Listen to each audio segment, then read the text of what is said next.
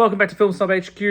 We are still on the road to Avengers Doomsday. We're in the third phase of Marvel films. We're in the fourth era of Marvel films.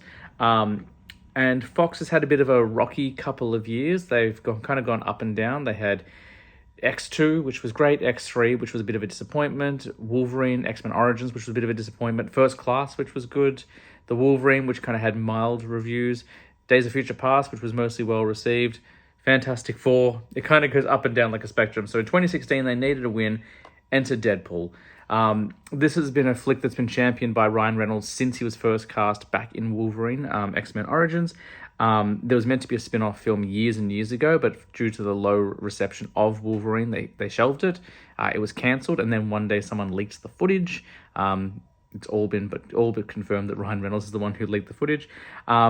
And this is a more mature take on the character. They kind of felt that being a violent character, a more mature character, that it wouldn't work as a PG or a PG-13. I think it will work as a PG-13, especially in Avengers Doomsday and Secret Wars, where they're going to have to tone him down a little bit. But when it's him on his own, they can go the hard R, they can go the MA rating, and give us a much more bloodthirsty, violent, and aggressive Deadpool, which really works for the character. It's not the blood and the sex and the cursing that makes this character work, though. It's just the spirit of the character, and they really got who Deadpool is and who he's supposed to be, and they didn't hold back. It plays as a comedy. Yes, it's an action film, but it's far more a comedy.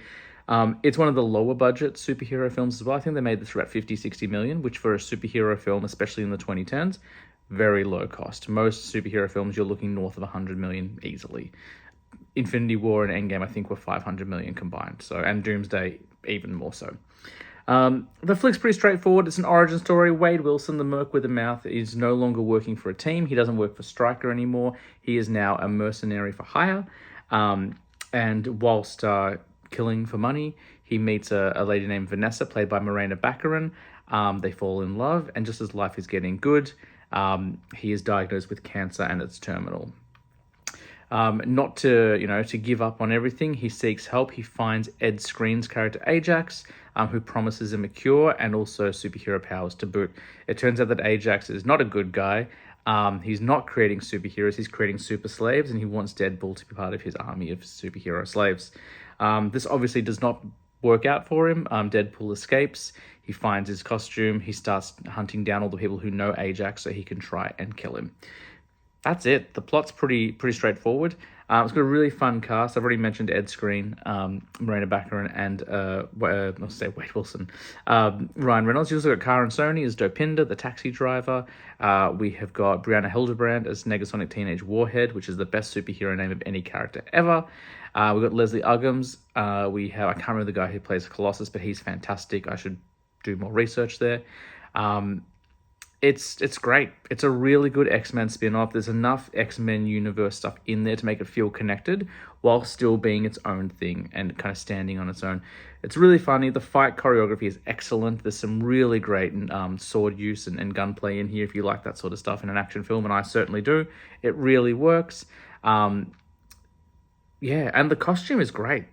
I've talked about the costumes a lot. We've been very lucky.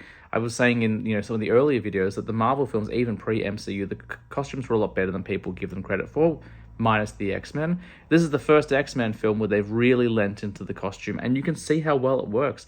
They did the animated white eyes, which is something that Batman fans have wanted for a long time, and they would later do with Wolverine as well. And it just... that feels like half of it, just by leaning into the bright red costume, just leaning into the way he's supposed to look, the little flick at the back of the hood, things like that, the belt, all that sort of stuff. It's great. So really fun movie. Certainly not for kids, so don't show your kids. You know what? I'm not their parent. Do what you want. And a breath of fresh air into the Fox universe. Following Deadpool, the Fox universe would then go to Apocalypse, X-Men Apocalypse, and then we go to Deadpool 2, and then we kind of see the final films of the Fox universe. There's Dark Phoenix, there's New Mutants, and then that's it. The Fox movies are done with pretty much. But we'll get to all of those in due time. In terms of characters in this film, who's returning? I think Deadpool's coming back for both. I think he's in Doomsday. I think he's in Secret Wars. Maybe we'll find out what happened with Thor. Who knows? I don't think Ajax is coming back. I think we'll get Colossus. You know, we've had Colossus in the X-Men films earlier. This is my favorite version of him. He just has more to do, and he's unintentionally funny, but is such a good guy. I really like that. I'd like Negasonic Teenage Warhead to come back as well. She's in the sequels, but has far less to do. She's really good in this one, so I'd like to see her come back as well. Vanessa, who knows if she makes it into the MCU and stuff like that. It would be nice to have some consistency with Deadpool's love interest. She's been in all three of the flicks. But yeah, Deadpool. If you haven't seen it, check it out. If you haven't in a while, watch it again. Next up, the first film of the MCU's Phase 3, Captain America Civil War. I'll see you there.